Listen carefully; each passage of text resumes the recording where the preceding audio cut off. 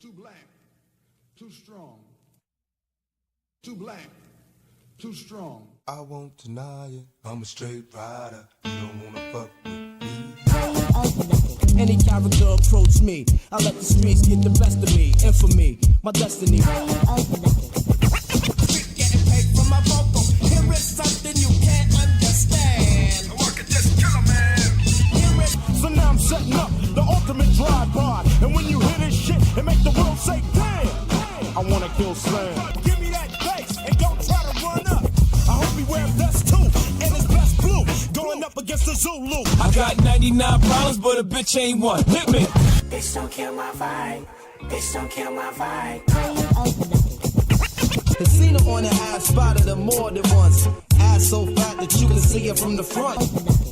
You fuck off my money, don't cop no sleep. Cause I'm the wrong nigga to fuck with. I'm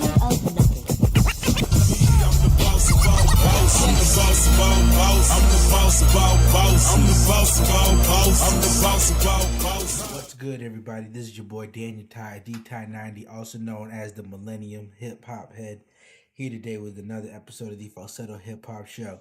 In today's episode, we're going to be touching a lot of topics that are near and dear to my heart. Maybe not super near, not super dear, but they touch on the heartstrings a little bit, if you know what I'm saying.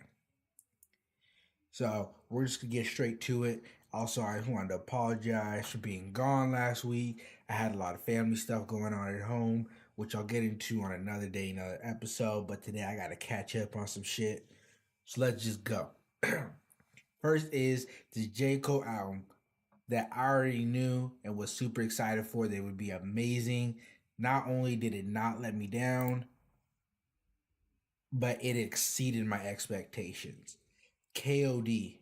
KOD obviously was number one, but not only was it number one on the charts, it sold very close to 400,000 album equivalents.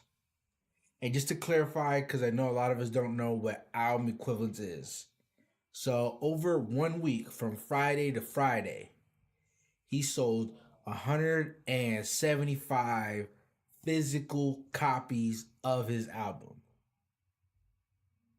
And then he did 322, almost 323 million streams. So a stream is like each song.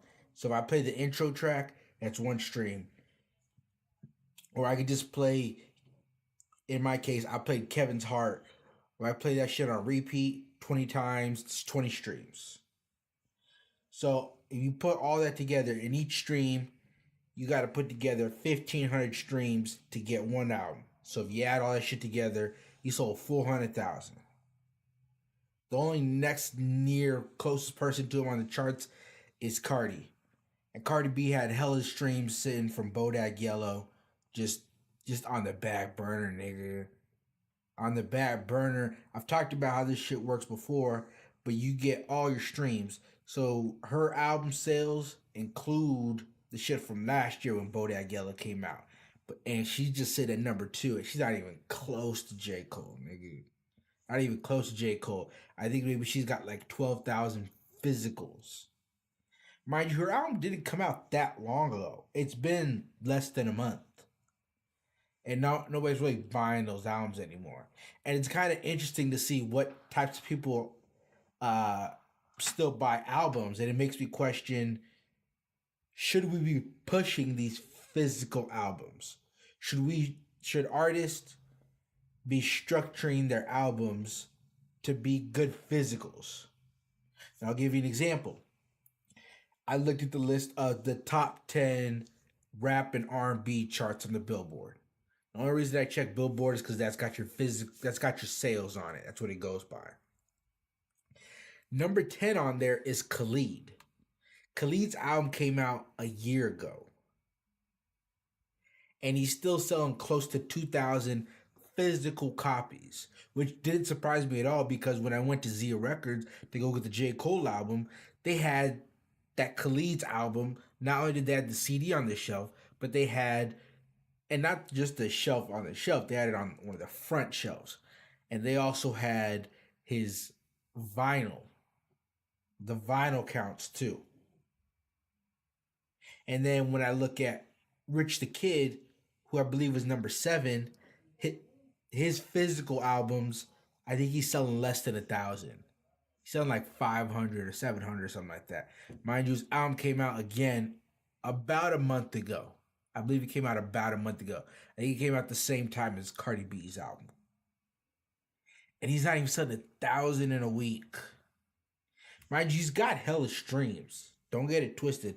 He is still on the charts for a reason, top 10 for a reason. But instead, I'm wondering, well, what's the difference? Well, one, his demographic is different than J. Cole's and different than Cardi B's, I'll say too. There's more overlap in the J. Cole and the Rich the Kid there's more overlap in the Cardi B and Rich the Kid fan base than there is in the J. Cole Rich the Kid fan base. But it's all relative. So then I start thinking, well, how does this sustain for someone that's doing all only streaming? And I'm gonna be honest and be straightforward. It's not new. This isn't new in terms of, since the streaming has been big and been around. We've had a lot of artists that survive only off streams and not off physicals. I mean, I've only bought maybe like 1 or 2 physical currency albums. The rest of that shit, nigga, I ripped off Dat Piff. I wanted to get Pilot Talk 3, but that was $100. And I had the money at the time. Nigga, I'm a college kid. I ripped that shit off YouTube. Resourceful. But as far as the albums that I bought recently, I bought Nipsey's Victory Lap. I bought J. Cole's. And that's about it. That's all I bought recently. There hasn't really been much that's had me running out. I will buy this Janelle Monáe album. I do promise to buy that this week. And I think there is something to say for being able to sell a physical album. I think that's lost. And I think many of the artists getting record deals right now are artists that have a track record of producing streams but don't have a track record of producing album sales. So in the case of Rich the Kid doesn't have a history of selling CDs. I'm sure he does sell some CDs and did sell some at some point, but he was popping over live. He was popping over the mixtape sites and SoundCloud. That's what got him popping. And that's kind of been the people that are getting these deals. And even, God forbid, I don't want to say her name, but the Cash Me Outside girl, she got a record deal because people stream her shit. They watch her on YouTube. So when you watch her stupid videos on YouTube, and then right next to the stupid video is her song, people naturally click on the song. And then that gets streams. And that's how he's eating. And that's how these record labels is eating, because they eating off your YouTube page for one of the biggest things. They eat on your streams and they eat on your YouTube page. So just the FYI for y'all to watch out for that. But I'm just really interested in seeing more physical albums make a comeback. And I think just with the way the music's progressing, it's becoming more and more pivotal. And personally, I like listening to music that's good on vinyl. So like the Childish Gambino album that he put out, damn, it's probably been close to 2 years now, or at least 1.5 years, where they had Redbone on it. That great on vinyl. Even J. Cole's For Your Eyes Only. I don't know if this one's going to be great on vinyl, KOD, but For Your Eyes Only most definitely on vinyl.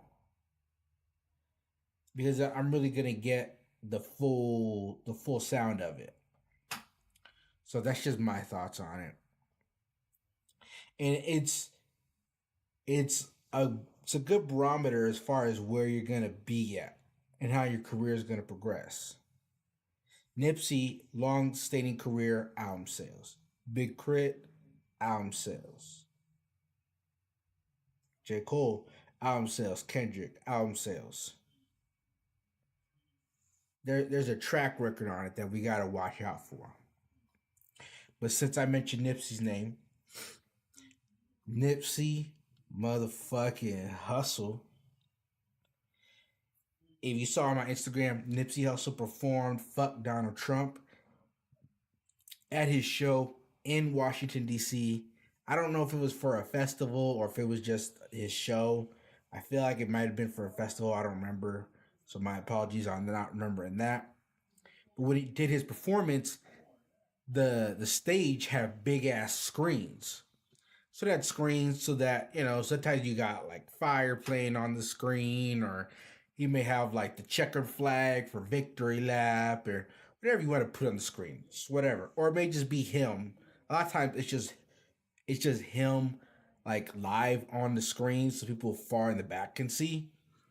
Well, when he decided to do fuck Donald Trump at the end of the set, he put Kanye's picture on the screen in the Make America Great Again hat. And I was dead laughing for about 5 minutes. I thought that shit was hilarious. But it was accurate though. And it just reminds you of what the internet is. Or not what the internet is. It reminds you of one of the consequences of the internet. And one of the consequences of the internet is when you put something out there, it's out there forever. Kanye West could do whatever he wants, in 6 months from now to rehabilitate his image and get away from all this shit and start really getting back in the community, back in Chicago, and really working again. But at the end of the day, this picture's up. These tweets are saved. All these words that he's doing and everything he's putting out here, it's documented. It's archived for us to go check back on it on a later date. So then when we talk about Kanye 5 to 10 years from now, it's like, oh, amazing rapper, amazing producer. But remember when he was doing that Make America Great Again shit? And if you know me and if you've talked to me over the past couple weeks, I did my best to not necessarily defend Kanye, but give the benefit of the doubt and say, you know what, I'm gonna wait. Maybe there's a greater, a more macro approach to this of what he's trying to get done. And I kind of stitched together little things in my head about, okay, he wants to do this for us, and he wants to do this for us, and he wants to do this for us.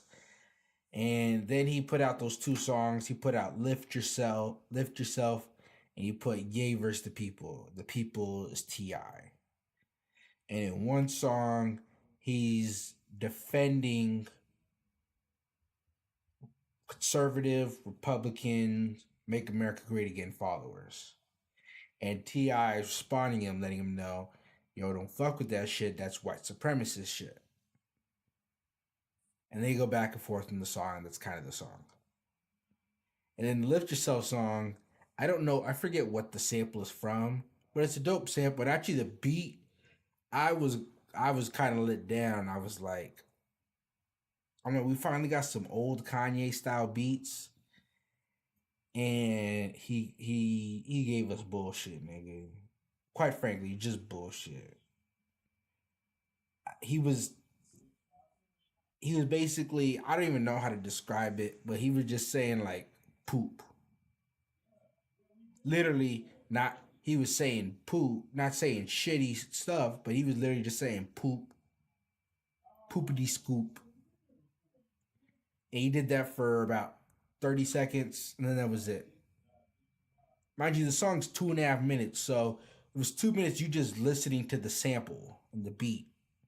And then 30 seconds of him just scatting different ways to say poop.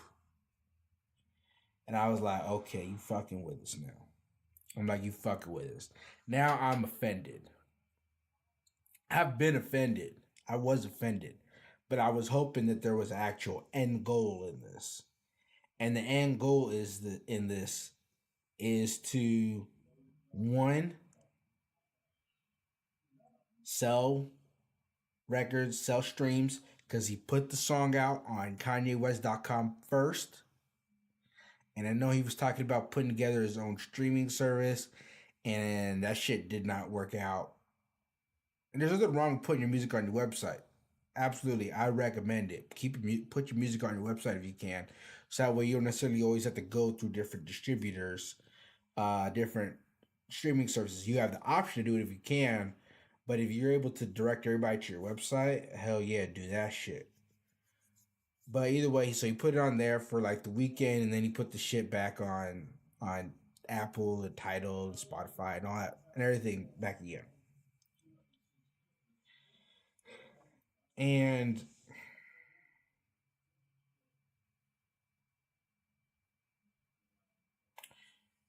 we're abandoned. We're not abandoned. But he took from us and ran. When I say us, I say everybody that was been a Kanye fan from the rip. Back when that nigga was wearing jeans and a polo everywhere he went and a fucking backpack. Back when he was rapping through the wire. Back when he had that music video with Selena with oh no, she was singing on it with Stacey Dash. He was walking through the airport. Back when Stacey Dash was Stacey Dash. Stacey Dash broke my heart too, because I always thought Stacey Dash was fine as fuck. I was in like elementary school or something like that when that Kanye West video came out for All Falls Down. And I fucking watched that video as much as I could, just because I wanted to see Stacey Dash in it. And her titties were up and popping. I was like, boom. And then her movies and whatever. I was in love. Not anymore. Not anymore. Fuck that shit. But Kanye, and there's different layers to this. Obviously, and for lack of a better phrase, or term, but there's obviously mental issues. Forgive me. Mental issues primarily related back to his mother that died. Because he was going to put the doctor that did the surgery, his mom's last surgery, or at least what he's saying, he's going to put her as the album cover. That shit's a trip. That'd be a crazy fucking album cover. But the doctor sent a letter like, hey, nigga, please don't do this. You fucking up my life. This is basically what he said. So that's one layer to it. There's a layer of mental illness that he needs help with. Which lends me to, I don't know if the Kardashian household is helping, but I think it's given him a place where he feels at home again, especially without his mom. Someplace where he is to a certain extent accepted by them, or at least he feels he is. I don't know that he necessarily is, but at least he feels that he is, and that gives him comfort. So now he's kind of rolling with them. And then he's rolling with the Kardashians. He's also rolling with the Kardashian strategy.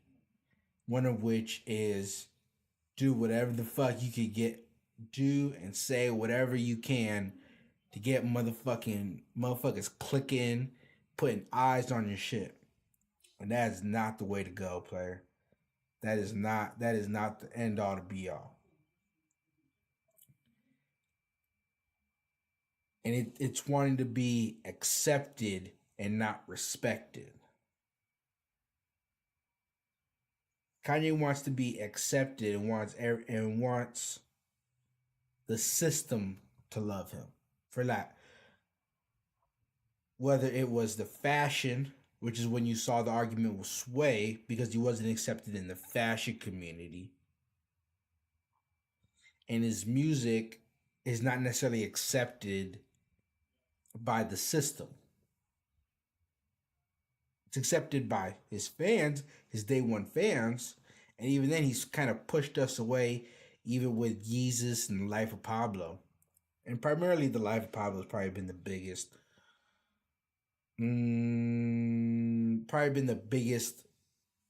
deal breaker for a lot of people.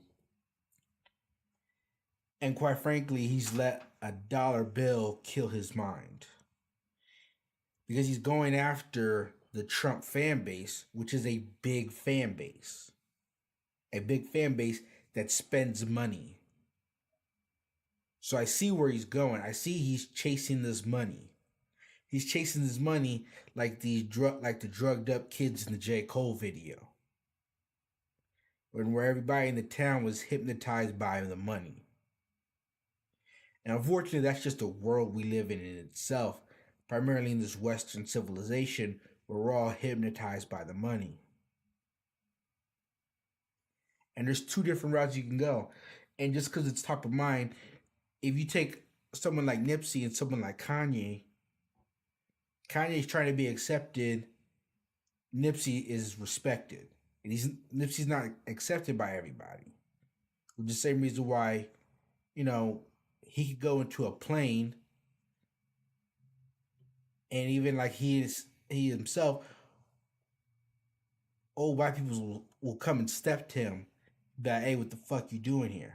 Even like he showed us on social media.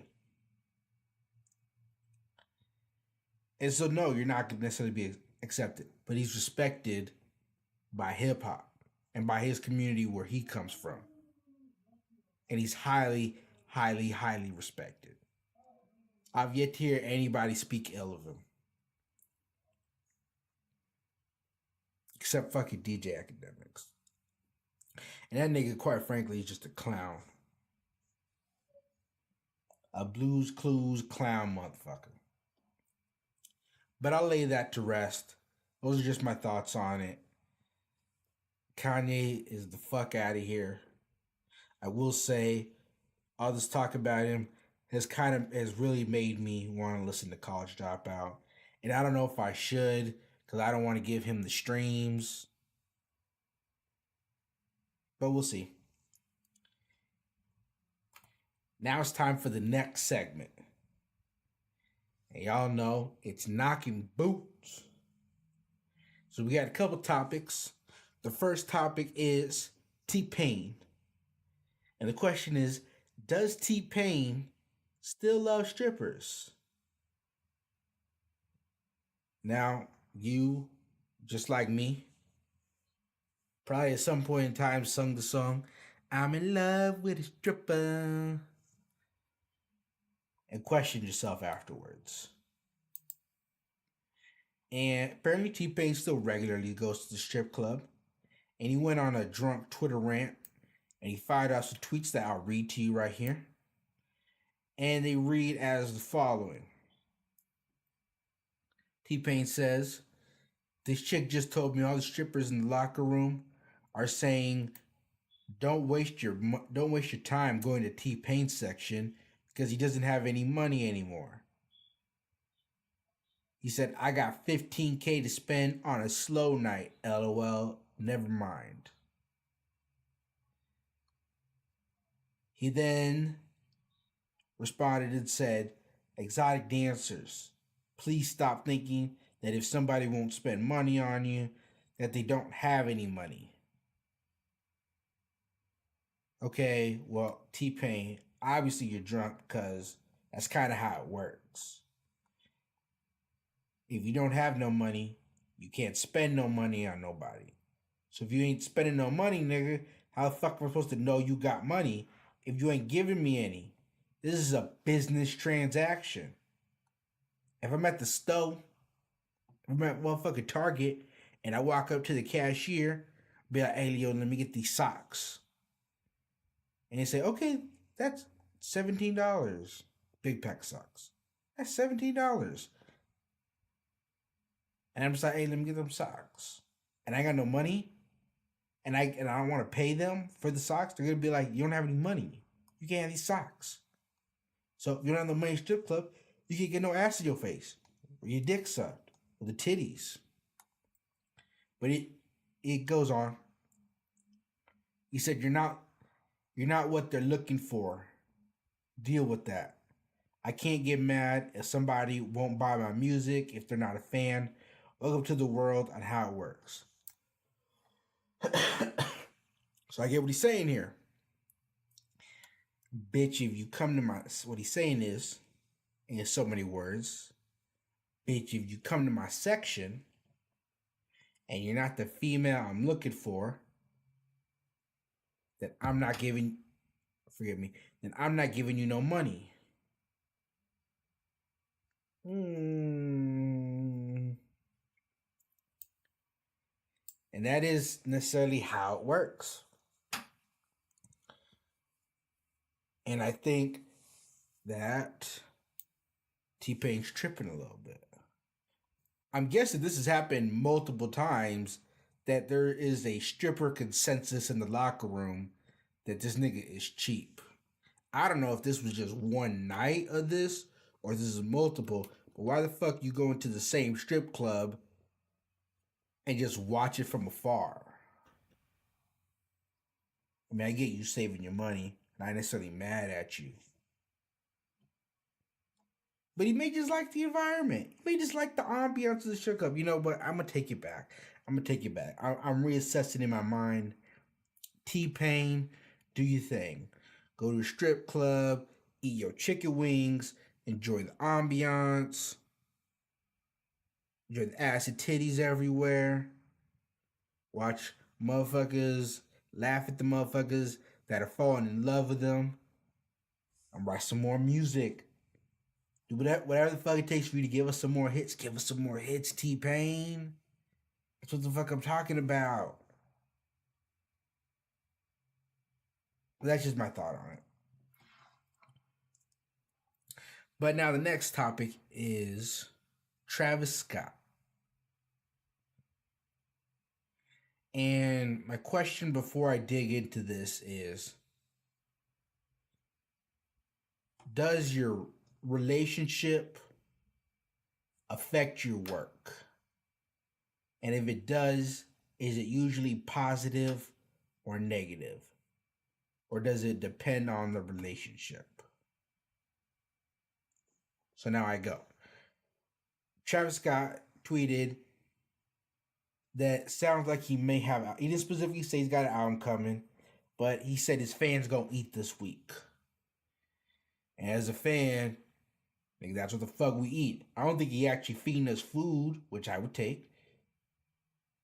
He's about to give us some music. About to do... He's a big star now. He could just do the drop where he just drops it. He doesn't have to do no promo. So I'm guessing that's what's gonna happen. And he just had his baby with Kylie. Baby's probably about a month or two old. And I want to know, since we just went through this whole charade with Kanye, how is this going to affect his music? I know Kylie is Kylie Jenner, but is it still the same Kardashian effect? Because Tyga's music, Tyga has been, whether you knew it or not, because for a while I didn't know, that he's been putting out music. He never really stopped putting out music. Even while he was with Kylie for those years, he was still putting out music. It just wasn't good. But some people were listening to it. But that's whatever. He still put out music and it wasn't good. And I think since he's ended, the project he put out most recently was slightly better than what he was before Kylie. Or when he was with Kylie. So now I'm concerned that Travis Scott's music is going to suck. I don't know what could be happening in his relationship with Kylie that is conducive to better music. Now, maybe if they're not together all the time, he sees her once or twice a week, and the rest of the time he's working, and he's working with, you know, guys like Kendrick and Metro Boomin or whoever he's been working with. I'm not sure. if he's working with those guys or those types of guys majority of the time, then I'm super excited for this album. But this is the album where Kylie's in the studio with him and shit like that. This shit's about to be motherfucking garbage. Hot garbage. And I ain't fucking with it.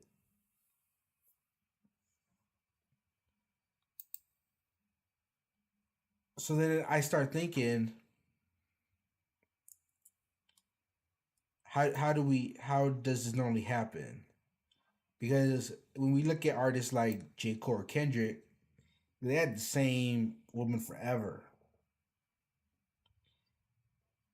And nobody's really improved when they've had a high profile female. I say 21 Savage probably improved a little bit with Amber Rose. Kanye changed with Amber Rose. I don't know if it necessarily got better or worse, but he was already growing. Wiz Khalifa, he was already growing, but he did taper off while he was with Amber Rose. His albums, they peaked there, and they did start to go back down.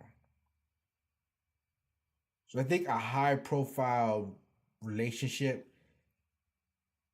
may not necessarily be conducive to a good quality album.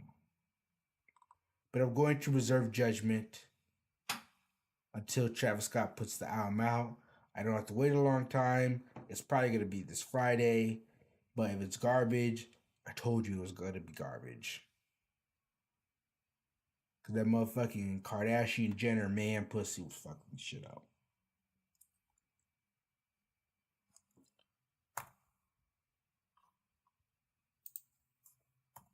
My bad, y'all. It's time for the Daniel Tye Chronicles. And what the Chronicle is today, I don't fuck with drunk people. Now, the reason this came up is because this weekend, I went to my dad's apartment. My dad lives on the other side of town from me. He lives way out on the west side. But y'all don't fuck with him. We were grilling, and so the grill is an apartment complex. So obviously you've been in an apartment. The grill is in the pool area.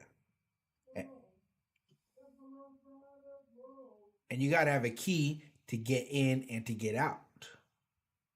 So we're chilling, grilling, talking, whatever. And then a group of motherfuckers pull up and they don't have a key. And they're like, hey bro, can you let us in? Please, we don't have our key. We forgot it. So I take the key and I go over to go let them in. And they're like, yeah, thanks, bro. Mind you, I'm not drunk. I don't really drink like that. Maybe I may have like a Corona from time to time, but I'm not normally liquored up. So when you drunk motherfuckers come talking to me, I'm already over that shit, like from the rip. But with that said, they're like, hey, what apartment do you live in? I said, I don't live here. I'm just here with him. And they're like, who's him? Fuck him. I said, oh, really? That's how you feeling? And then the guy next to her was like, it was probably like 4 or 5 of them. And the guy next to her was like, bro, she's just tripping. She's drunk. Just let us in, please. And I said, you know what? Y'all motherfuckers find your own key. Coming around and fucking up my night. And that's not the only time that I react like that. I went to my girl, Amanda. Her best friend, like it's like a family friend she's had since she was like 5 or 6 or some shit like that. Her friend was having like a house party at her crib, and the crib was way out. Fuck, I don't even remember where the fuck it is, but it was at least like 30 miles away from her house at minimum. So I was in foreign territory. And when I'm in new territory, I'm not rolling with nobody. I'm taking my own car and I'll meet you there. Best decision I could have made. Because I pull up there it's pretty typical. Motherfuckers smoking weed, playing beer pong, standing around, playing loud music. About an hour passes. Next thing you know, cops pull up, say, "Hey, got a noise complaint." They say, "We got to come back here. We about to start rounding you guys up because you guys don't look 21 and I see liquor in your hands." And everybody's like, yeah, all right, officer. First thing they do, the police officers haven't even gotten their car and drove off yet. They turn the music back up to the exact same volume it was before. And I said, "Peace out." I said, "Y'all can leave with me now if you want, or I'll just catch up with you later." I said, "I'm not fucking with that. I don't trust none of y'all." So that just kind of shows you how I respond to these types of situations.